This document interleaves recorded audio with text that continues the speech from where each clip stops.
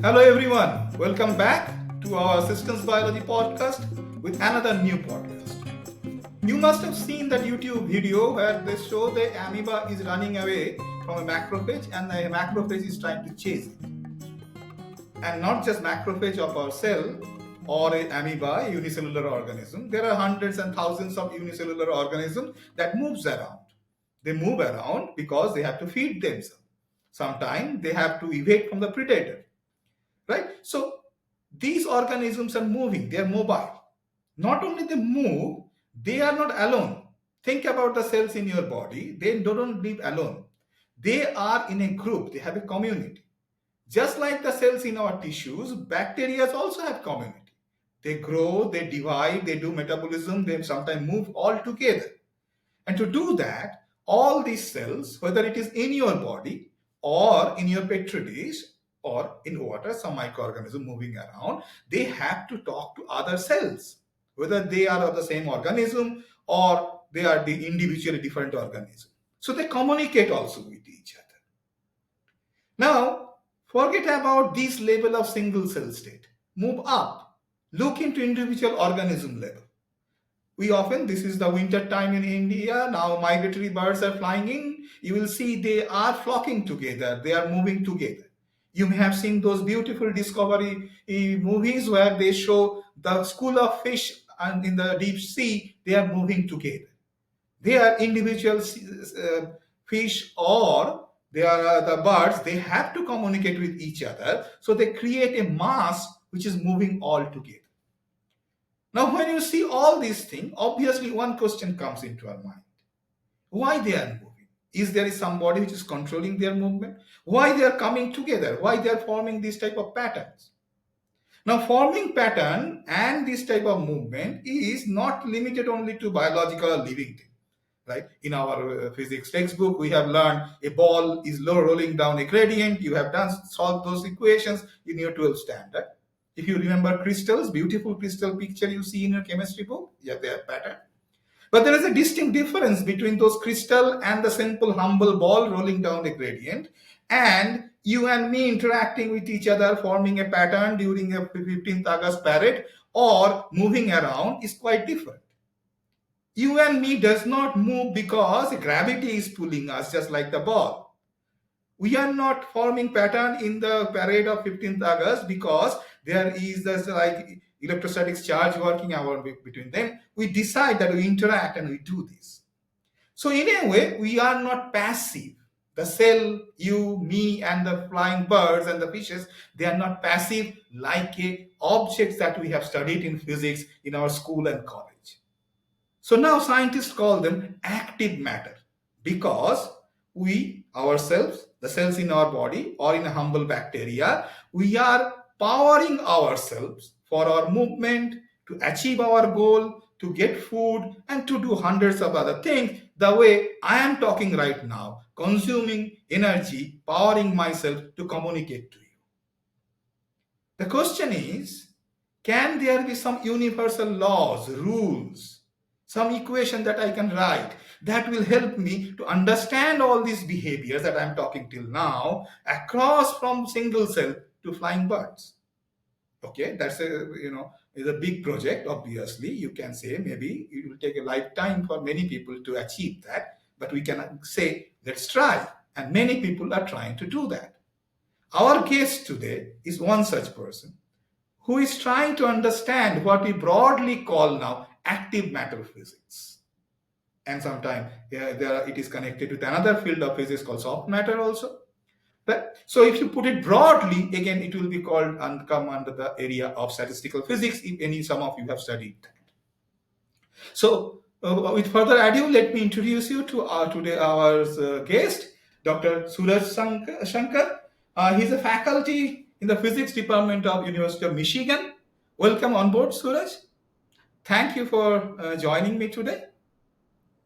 Thank you so much, Biplab, for having me on this wonderful platform. It's a pleasure to be here. Yeah, just to introduce, say a few words about Suraj's career. Suraj did his BTech in chemical engineering from IIT Madras, and then he moved to do PhD in statistical physics, particularly soft matter and active matter area. in the Syracuse, and then subsequently he is now currently a faculty at University of Michigan. And his broad area of works where he jumped between inanimate, living and non-living metamaterials to understand these behaviors of active matter, active fluids, and other related issues. We'll discuss a lot about all these things, and he will explain us what the big problem that they are chasing there. But before I move into, I was looking into Suraj, your thesis, and I found one chapter on Kirigami. If I remember correctly, it is a Japanese art of paper. The immediate question came to my mind: what the hell a physicist doing with papers, doing the paper art, and that also in a PhD thesis? So can you start with that? Sure, absolutely. Well, I mean, most theorists should be very familiar with paper. We use paper all the time. We often take sheets of paper, write on them, and then crumple them, right? And so, but that's an interesting geometry, right? There's lots of creases, lots of folds, and whatnot. Unlike folding, kirigami, as you mentioned, is an art form that was popularized in ancient China and Japan, which involves not just folding but also cutting, and one of the from the art point of view, of course, there's a big question of, okay, what kinds of shapes can you make, and people focus on trying to design interesting, aesthetically beautiful shapes. But at the same time, that's also an interesting mathematics and a physics problem, because thin sheets like paper, they are very hard to stretch, right? You can't take a sheet of paper and pull it it doesn't stretch very much, but it's very floppy. It's very easy to bend. And this is something, again, engineers are very, very familiar with. It's slender structures, beams, rods, filaments, sheets of paper. By virtue of being very geometrically slender, they're easy to flex and morph and shape. And so the overarching set of questions that lots of people have been interested in for a long time, and now sort of is being revived from a perspective also learning from artists who study these art forms of origami, kirigami. Now people have been thinking about knitting and whatnot. But the broad set of questions are that we were even interested when during my PhD was asking, one, what happens to mechanics when you have a sheet in which you have holes and you've cut it in different ways?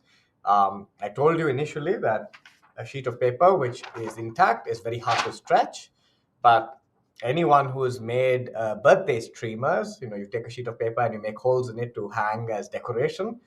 Those become extremely flexible. You can stretch them by a lot, by 100% strain or even more sometimes. So you've not changed the material at all. All you've done is put some cuts and maybe folded it in a few places, and immediately the mechanical properties are very different. It's become a very soft spring. And so the question is how, why? Is there a sensible way to understand what kinds of cuts you put gives you what kinds of response? And then it's a design question. So you can ask, now, if I want to make with the same sheet of paper that's otherwise very hard to stretch, what if I want to make it into a particular kind of elastic material which has some defined kinds of elastic properties for some purpose? You want to make it behave as a spring, you want to make it behave as a jumper, you want it to, you poke it in one place, you want this device to now open and actuate in some interesting fashion. What kinds of folds and cuts should you do to achieve that? And also, in the context of shaping, how should one, if you want to take the same flat sheet of paper and morph it into someone's face, a flower, the shape of a mountain range or something, what how should we, artists in art and craft, we do this as well, right? We create three-dimensional sculptures or three-dimensional structures by manipulating two-dimensional objects. uh, but we often do it by intuition, we often do it by experience, and we often do it because of thumb rules that are laid down by people who have done this many times. And the question is, can you mathematize that? Can you make it more concrete? Can you make it more systematic? Can we use the rules that we know from physics, from engineering, from geometry, of how elastic materials behave to understand why those rules of you cutting in one place or another makes this material behave so differently, because then you can convert it one into an engineering principle or a design principle to make machines, to make objects with interesting properties.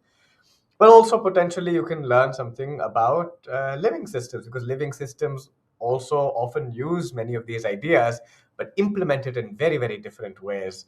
um, and one very quick example, maybe it's not kirigami, but it's origami, which is the same version of playing with paper and art as an art form, but only focusing on folding without cutting. um, and so this is a sort of paper model of a leaf, what's a hornbeam leaf, or birch leaf. And one of the things during spring, when these leaves bloom, uh, they form these ridged fold patterns. And one of the benefits of these ridged fold patterns is that uh, they open and deploy in one movement.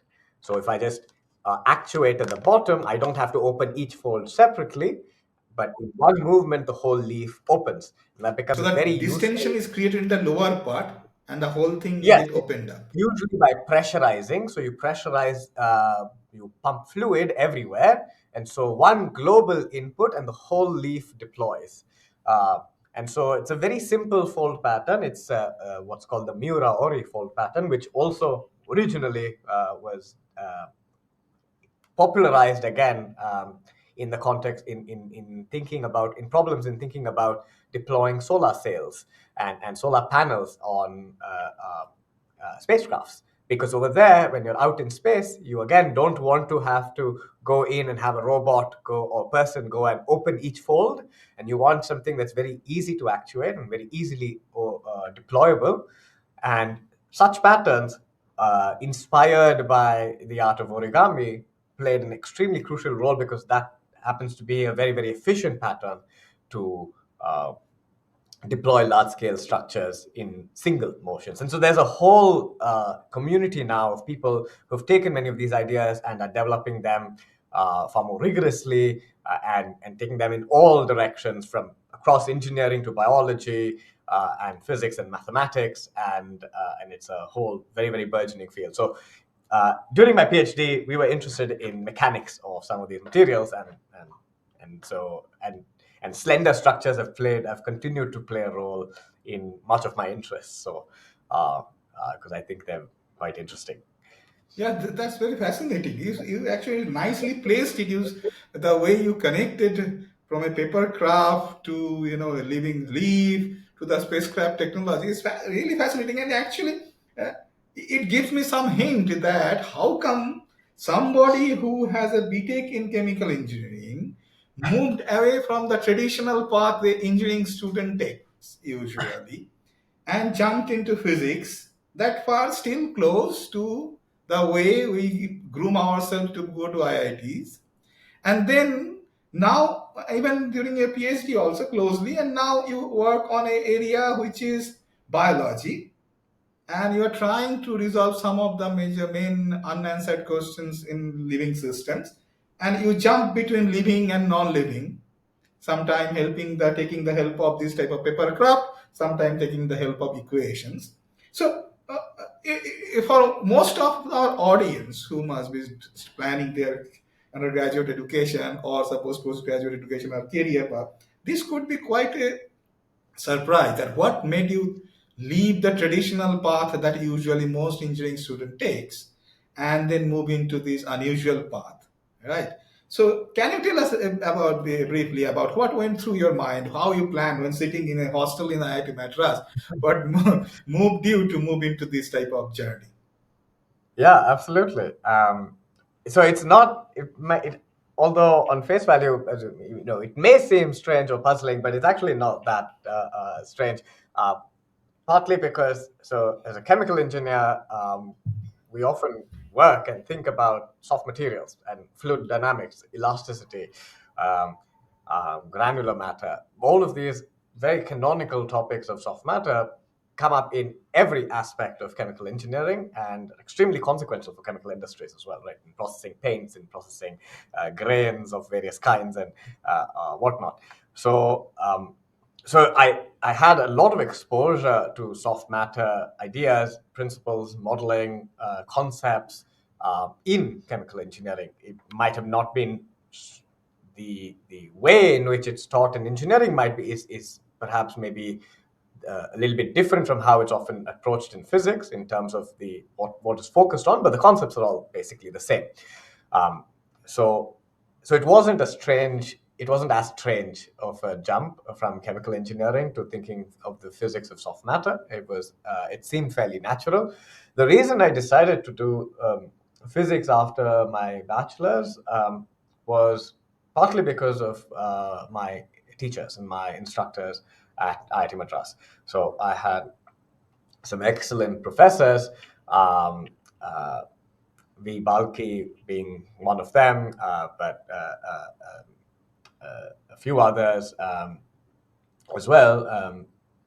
There's Suresh Govindarajan, who's a string theorist over there, and I never worked with him. I never took a class with him, but we would always converse about all topics on physics. And Sriram Kumar, L. Sriram Kumar, who was one of the people who taught me most of my physics classes when I was at IIT Madras. They played an extremely influential role in showing me sort of what the breadth of and the different ways of thinking about physics was in terms of particularly in through various classes that I took as in my physics minor, and then P.B. Sunil Kumar, I'm eternally indebted to for introducing and showing me the sort of beauty of soft matter physics. Also played a very important role in um, sort of nudging me, if you want, towards thinking about this as a potential career path. And so, even though I came in as an engineer, I really liked the idea and the way in which physicists thought about problems, and especially the sort of agility with which one can take a common concept, say diffusion, and then jump across different scales, Different system uh, and scales. different systems, and it's the same concept, and the applications may be different, the consequences may be different, but for instance, the equation is the same, and lots of the conceptual ways of thinking are the same. And that can be very powerful because even if it's a system that you don't know anything about, you still have something useful to say. And that I found very, very interesting, and I found very appealing. And so I decided that in my last year as an undergrad, I worked with P.V. Sunil Kumar on membranes and fluctuating membranes and sort of modeling them computationally. And during that time, I decided that I'm interested in these topics and themes which I was familiar with and from chemical engineering as soft materials, but I wanted to take a physicist's view and perspective on it, and that's why I decided that I should do soft matter for my PhD. That's And the then so. eventually, So yeah, you have a quite a good clarity of thoughts actually. and I, I mean, in I think retrospect, that's what personally, whenever I interact with students, I keep on telling that whatever you do, the most important thing to have some sort of clarity, even in short term also, otherwise, right? But actually, what you said, I really resonate with that idea. See, this beauty of mathematical theory, right, is that you write a equation, you got inspired by something, some particular systems or problem, and then you try to understand that and you write a general equation. You are not actually trying to generalize, but you are just trying to handle this problem, and then all of a sudden you realize that yeah, it can help you to connect so many dots. It's something which is not completely different areas, right? Maybe you started, suppose you spoke of diffusion equation, you start with diffusion of molecules, you are teaching, then one day yourself you realize you may use it for financial market also, Exactly. Completely Yeah. different, but that's what you feel like. You're like God, you have the power, you have something which is so powerful. Somehow when we learn in class, we try miss this thing, Yeah. that Yeah. we get I so agree. focused solving that particular problem.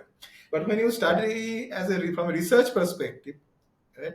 So this brings me to your my next question. You see, can you tell us one or two major problem that you are working on now? I believe your intention is also to go beyond.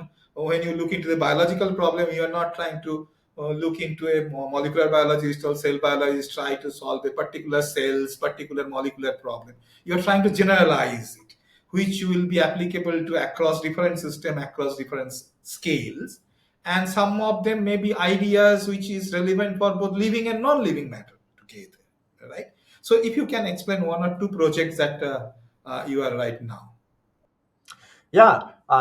So one there's one class of projects that been I've been very excited about. So increasingly, as you mentioned, I have been getting deeper and deeper into biology because I think I do find biology very interesting, and I feel like there are a whole suite of questions that are ripe and open, uh, and there's innumerable problems to look at and answer, and there's plenty to keep us all busy for a long time, and so that's been my intention and focus for some time now, and we've been we have many different threads on different topics and themes, but one which has been keeping me very interested recently is in the context of morphogenesis, which is the whole process of how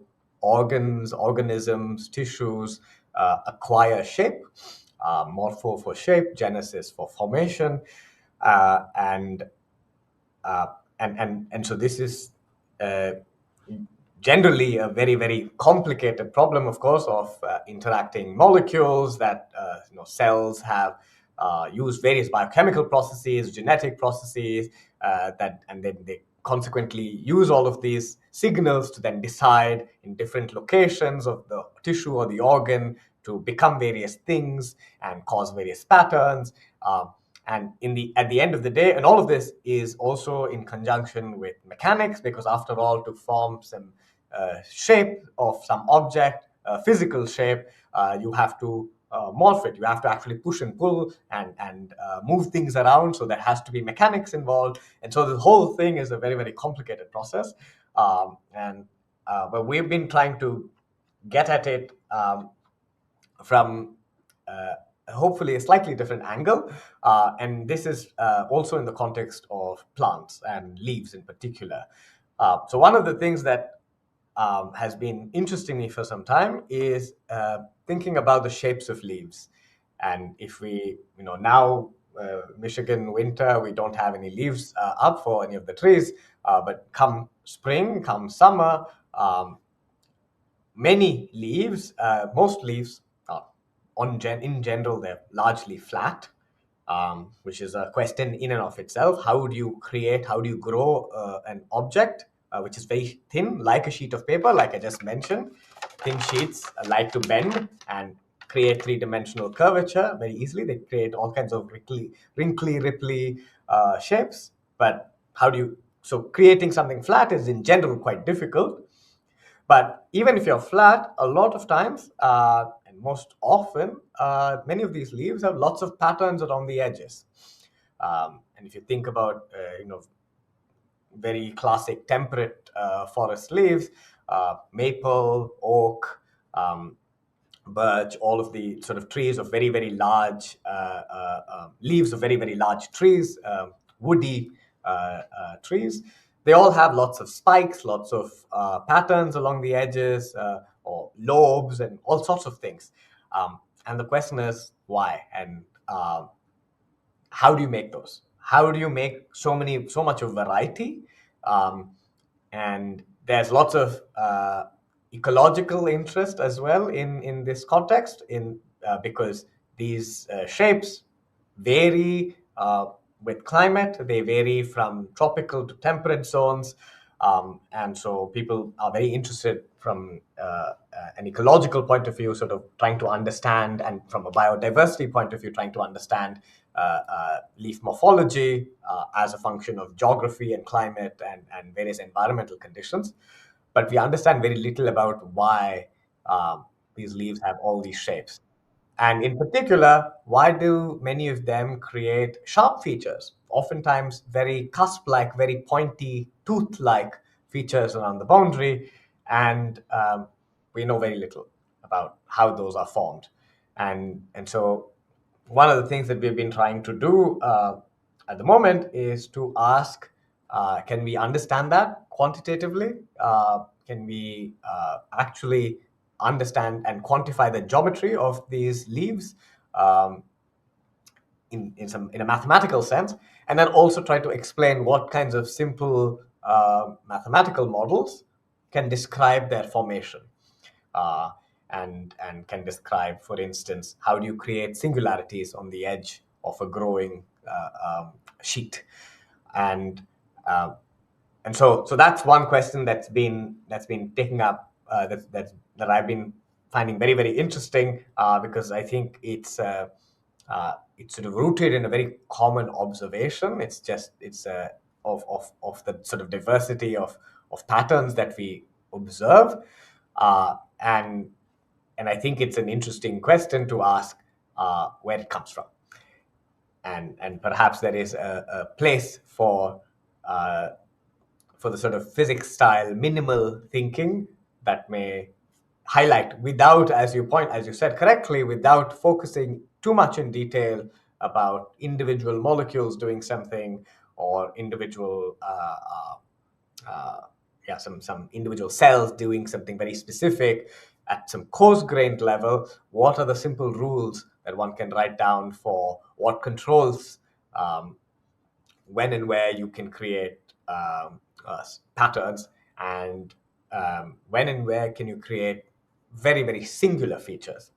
And part of the motivation of thinking of singular features is because cusps and singular things, they're special. They're typically not easy to create, and so maybe there's something universal or something general about how they form. And so that's one of the problems that we've been spending quite some time on. Yeah, that's quite intriguing. See, I was wondering. See, usually this is also again from the perspective of a normal undergraduate students, if you can think of, is that when we learn physics in school or even in college days, we understand physics deals with the inanimate world. As I gave the example, that ball rolling down thing. Okay, you learn about subatomic particles. You talk about the large objects, the solar system, universe, and all these things. And in all these stories, living organisms like you and me are minuscule and irrelevant, essentially. Right? None of the things that we learn actually talk about living systems. Although we know, yes, some of the classical mechanics ideas like okay, my CG has to pass through the base of my feet, otherwise I will not be able to stand.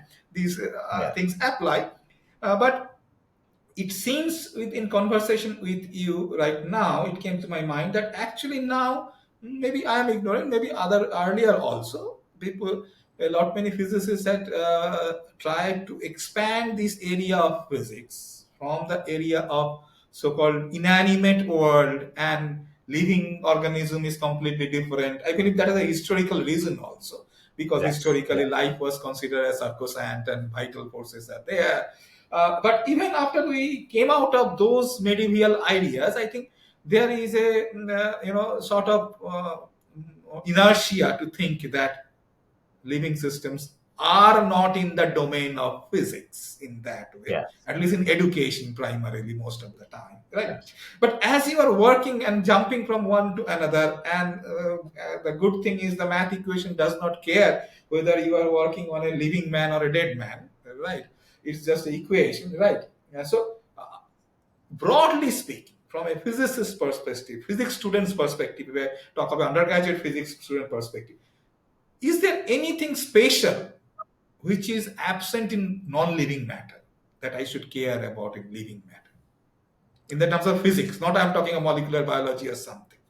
Something So unique anything that special? which is helping us to learn new type of physics, maybe So just to make sure I'm following, so you're asking anything special in non-living matter that will help no living understand matter, living. living matter, Okay. something in the living matter, so that as now lots of people are trying to expand this area of these domains of physics into biology, it there Yes. is a feeling that maybe we are learning new type of physics which may one day change the textbooks also. Absolutely. I mean, I think I think there is a growing consensus that um, that in studying theories of living matter or the physics of life or physics of living matter, as now people come to view this sort of broader endeavor, um, is sort of fundamentally distinct. There are fundamental important distinctions. One major important distinction is the fact that as you referenced very early on, is living systems are sustained by energy input, right? So you're breaking basic conservation laws of that we are usually constrained by and are comfortable with in other realms of inanimate matter. If you have a block of wood sitting on your table, it's not going to suddenly start flying. Um, and because its energy is conserved. But you and I, we spontaneously decide to walk because we have the capacity, we have internally consumed food to fuel our muscles to cause us to push against the ground and then walk. Um, and so, what kinds of new physics one can get, what kinds of new properties one can get when you uh, remove the constraints of some of these conservation laws, particularly that of energy. Um, that is already a sort of departure from the structure and foundations that we are usually attuned to. But more generally, um, and so this has been mostly the focus for a lot of the field of active matter in terms of building the machinery and the framework for how do we do the things that we're used to in thinking about conventional materials, passive inanimate materials, but now breaking some of these rules, breaking conservation of energy, maybe breaking mass. Of course, biological systems, they reproduce, so they are continuously taking in resources, converting it into biomass, and growing. We all grow. We all also, change in. We are consuming not just energy, but we're also consuming mass at the same time. Right. So we are processing all of this, and then there's an added layer to both the processing of energy and mass, but also information. So all even from a single cell all the way up to organisms and multicellular organisms, and then collections of organisms, we also process information, and these can be chemical information, electrical, it can be social, visual, whatnot, right? And that adds a layer of further complication and of complexity, actually, which is not available in passive inanimate materials, or at least is difficult. It's not common to come across. Now, increasingly, people are engineering synthetic inanimate materials. It could be robotic, it could be colloidal, where you create particles which have interesting chemical Okay, so interactions robots with. can exchange information and do something. That's what you were talking Yeah, about. I mean, Eh, robots eh, could talk via Wi-Fi, or they can exchange signals of some kind. yeah, And the collection of drones they now fly, they talk to yeah, each other. So that's in a way close to cells talking to each other, possibly, isn't it? exactly. So people have been building synthetic inanimate realizations, and as a way of mimicking many of these biological systems, and so then slowly one sort of blurs the boundary of what do you need to be alive, Yeah. or what are the ingredients that one can still recapitulate, but each layer. is adds an additional layer of complexity. And one of the things which I think is so I don't think it's intrinsically just a feature of biology, but it's definitely predominantly in biology, and is something that we're rather unfamiliar with from conventional studies of inanimate matter, is how multi-scale it is, and Okay. across how many scales things can have crosstalk and feedback. We're not usually accustomed to thinking of that in conventional passive, in inert materials. So you mean that usually when we learn physics, we say that okay, some laws that I am teaching you right now is applicable for lower scale, and these will not apply for a large, very large system. That's what you are talking Not about. not just that, not just that. The point about the point that subcellular organization and processes can influence and be influenced by macro tissue scale or Okay. organ scale processes. So That kind of hierarchical process, interactions you are talking about. exactly, hierarchical interactions, and not just in space. I told you in space, in sort of, in but in, in also in other way. time. Yeah, because also all these interactions are now evolutionarily selected for, which means that you have very very long time scales of evolution, which are tied to short time scale dynamics of molecules, which have been really fine tuned, and that is something that we need better ways of understanding. How do we couch the constraints of living systems? Are not they are in there are generic aspects to them, but they're also not completely arbitrary. They have been selected for in environments, and which means that unlike how we typically think about modeling passive inert materials, where um, we don't worry too much about what the actual uh, um, uh, we try to look for properties that are insensitive and robust to changes of parameters, changes of details. But in biology, some of those details, because they have been selected for very through a very real biological process of natural selection and evolution, some of those details might actually be important. And so how do you incorporate the some amount of this fine structure and generality in a physics like framework? uh, I don't think we have a good clear way of doing, and that's I would imagine is really one of the open challenges, uh, which ties into this sort of multi-scale hierarchical interactions both in space and in time. And people have been are thinking about these problems in many different contexts, but that I would say is something that's a little bit fairly unique to biology, because living things don't evolve. Passive inert things don't evolve. Yeah, Once it's there. actually, that's a hierarchical thing that you raised is actually connected to, I think, is a problem of morphogenesis that you are talking of. It seems to me that you have cells, they will differentiate, they will make a pattern. So when we think about that, these cells, a collection of cells trying to do that, but they are constrained by the overall structure, right? Exactly. So if I consider the overall structure as a system, so these cells are subsystem. So the overall Yes. structure is at least giving some mechanical constant that what these cells can do. Yeah. At the other Yeah. on the other hand, these cells again constitute that overall thing.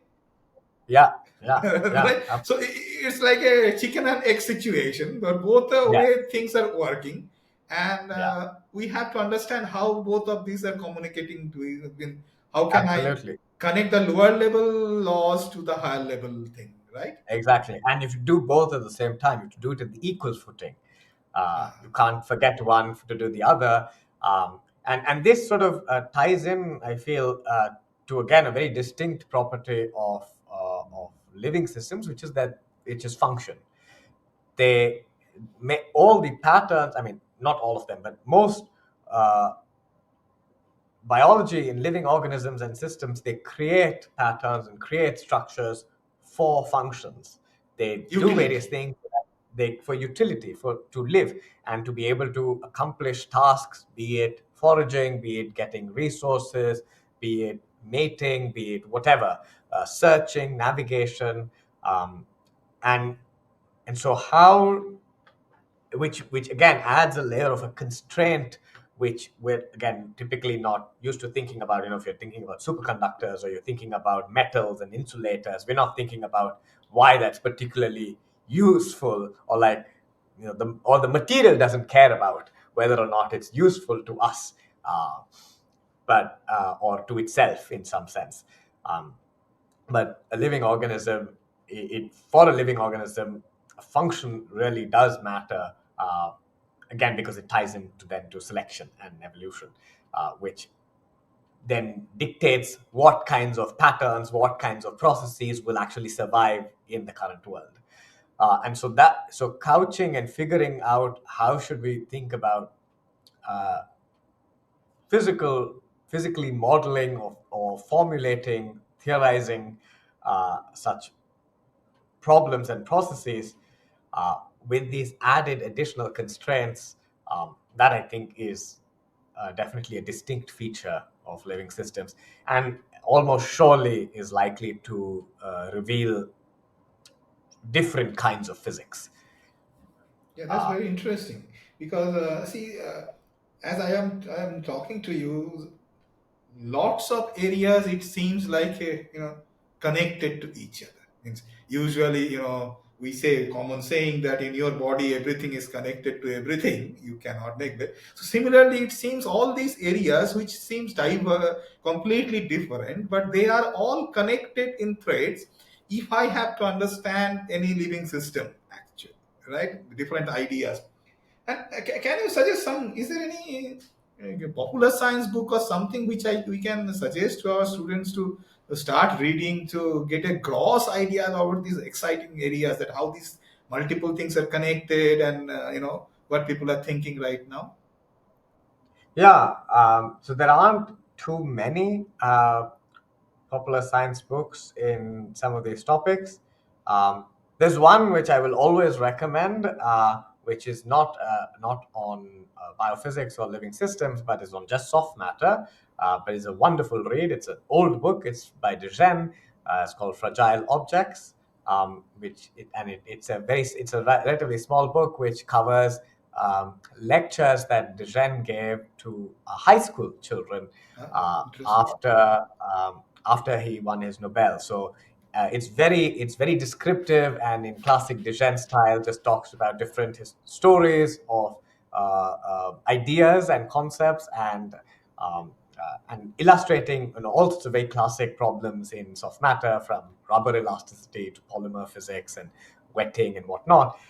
And it sort of highlights the beauty and interest of why these are interesting problems, both from application, observation point of view, but also they have deep conceptual insights in what kind of physics is applicable. Um, I think it's a beautiful book for anyone interested in learning anything about That's soft great. matter. Yeah.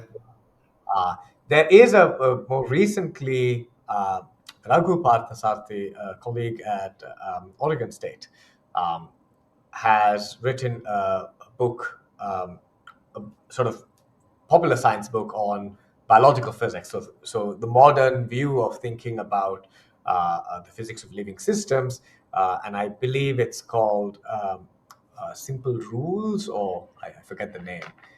In um, four simple rules or something of that kind. I Okay. can try to Just get like the link. the four rules Uh, that change the universe, like something like that. The thermodynamics book. Yeah.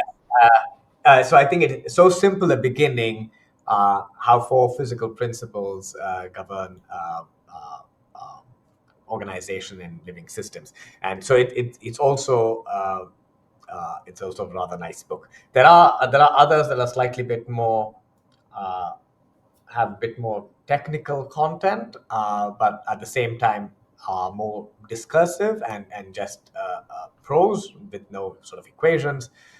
There's a book on with more focus on active matter, uh, um, which is by Len Pisman on active matter in and around us, which is also a nice book to give you a sort of broad overview on the kinds of things people are doing and thinking about in active matter. Um, and yeah, those I would say are perhaps some uh, popular To science and start to step into to start with some. Thanks a lot, because I'll try to get the cover page of those and put in the video, right?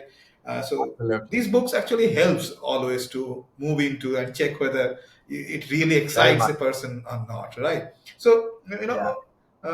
this brings me to another important questions that most of the time, possibly most of us has gone through these, that mm, okay, I want to achieve something, but how should I go, right? So if suppose and I see many frequently that uh, actually, honestly speaking, lots of popular science books are nowadays written on biology, medical science, biology, right? Yeah.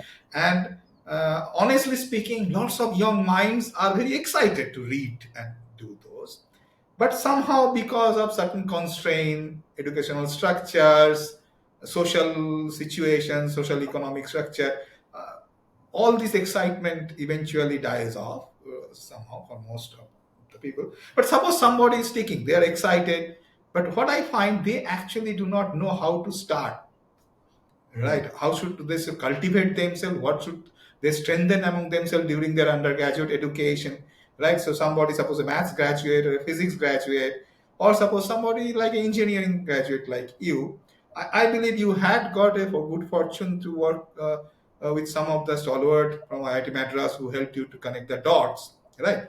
But in general, what will be your suggestion, right, for these students, what they should strengthen on, what should they cultivate in themselves, so that we can at least try to explore these interesting facets. Yeah.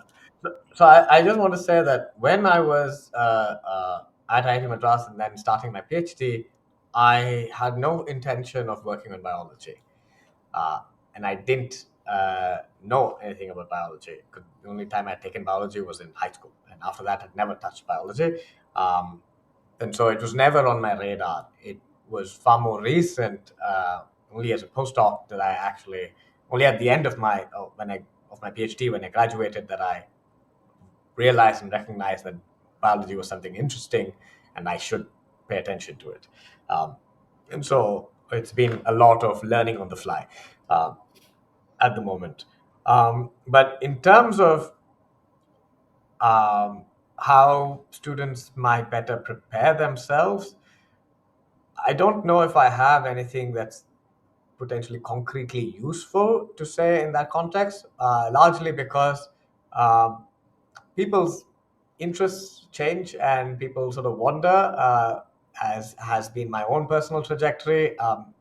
I thought I would do something and then I ended up doing something else as well, and over time. And um, but the thing that I think is more important is to just be open to ideas. That's Um, right. Whether you work on biology or something else, I mean, it's biology isn't the only place where there's interesting questions. It is one of the places where there's lots of open, interesting questions. But there's many others as well, right? And cosmology has lots of interesting open questions. Gravitational, people studying gravitational waves and black holes. There's also lots of interesting open questions there. It's just those are not the questions that I'm working on at the moment, or currently invested in.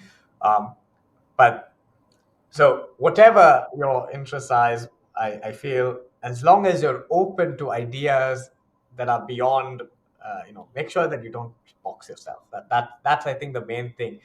And even with incoming students that I encounter or undergraduate students that I teach, one of the uh, common refrain that I keep hearing is many of them come in and, as you've also pointed out, that popular science books do help in showcasing and uh, informing students what physics is. And many of the students who come in, even undergraduate students, they come in and or graduate students as well, come in and they're like, oh, I didn't even know soft matter or biophysics was something I could do. And it was never on the realm That's of right. possibilities because I never heard of it. And um, If I can interrupt, actually, what I see these, See, when I was doing graduation, we do not have internet or anything. Libraries were terrible.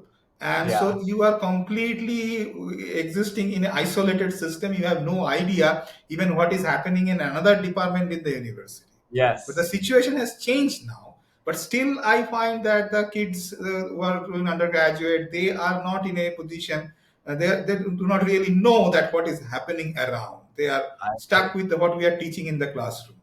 Yes, I completely agree. So my main suggestion or advice would be that students should make sure to keep an open mind about topics and read widely and and yeah, follow just do things that they're excited about and and the on the flip side, I think it is imperative on the instructors now, including us, that when we teach, we should make sure to uh, add and include and incorporate connections to the broader spectrum of science, engineering, physics, where, as you also mentioned, Viplav, earlier about like diffusion and its connections to the financial markets, not just molecular properties.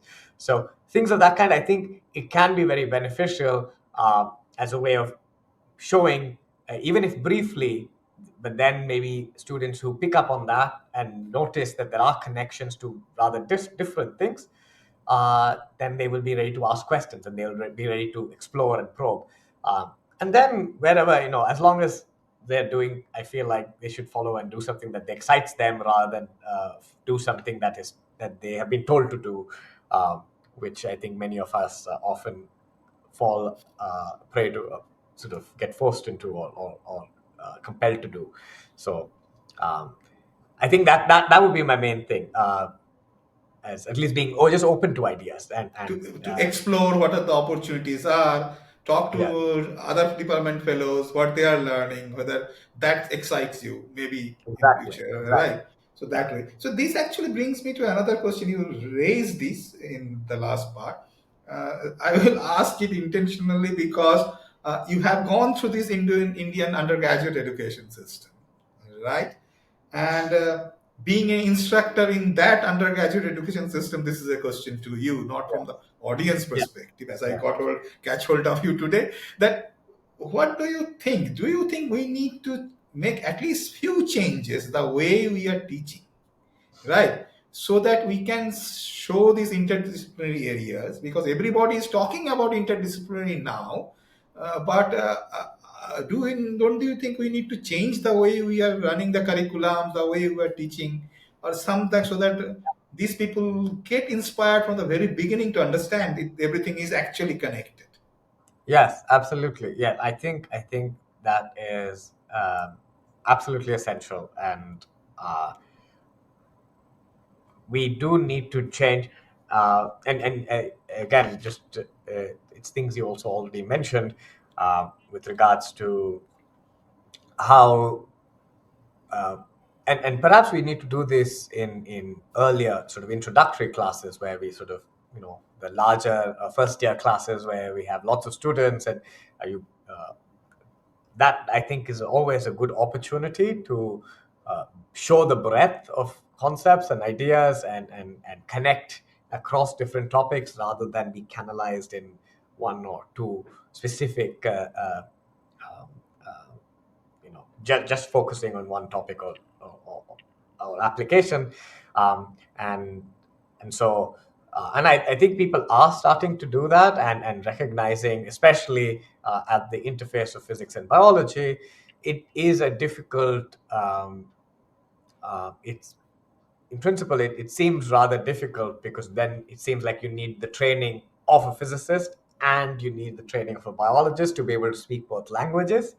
um, and so figuring out how to teach this in or at least present this within a standard curriculum with the time constraints that any degree program gives, it's not easy. And I know people are thinking and trying to develop programs here as well. We're thinking of and trying to see how best to introduce to undergraduates some of these ideas, uh, with sometimes with as minimal sort of formal structure. So without as much mathematics, so how can you convey maximally the ideas and point out just opportunities without having too much machinery? Because again, if it gets too advanced, then it can, especially at very introductory levels, then it can become very hard for students sometimes to, um, or they may be put away from it. Yeah. Because, it might seem too abstract or too unrelated to anything real. So, but I think the easiest and the best place to perhaps do this is at intro levels, where Like one level thing. exactly the 100 level courses, and where you have access, where we have you can approach and interact with as many students as possible across many different fields and across different departments. But at the same time, it's an opportunity to then point out connections so that everyone has something to take away, and recognize that they're not actually siloed. They're not in their individual. I mean, they're all fine. They're all working on their specific degree programs. That's all good. But there are connections, and they should talk to each other, and they should be able to converse intelligibly and interact and understand each other. And that is an important thing. That's also a Yeah. I skill. mean, in essence, what you are talking is what spoke about active matter, that we are not passive. Yes, Information transfer is one of the key issue. So our yes, curriculum and teaching should promote information transfer. And the yes, second way, the way you said that, biological things are not passive, active, and they have a purpose, they have a function. So there is a goal. A amoeba is moving to get a food. Macrophage is chasing it to kill it. So they have goal oriented. So we have to connect this, put this information about the diverse field and connections and the goals both into our students so that they can put this in their goal set, right? That's a good absolutely, point, actually. And absolutely. as I said, you have to remember the students are also active matter. That's it. They're not Yes, yes, passive to sit in front of my class to and consume something, right? yeah. Okay, Suraj, that brings me to end to today's discussion. That's a very interesting discussion with you today. And particularly, I should be thankful on this cold weekend. You have taken out time to No, spare some time and have discussion, and in general enlightened us about this exciting field of active matter physics. I understand its breadth is quite large, and I also understand possibly if we can introduce some sort of mathematics, then it becomes much more intriguing and fascinating. Right? Without that, it may be a bit superficial.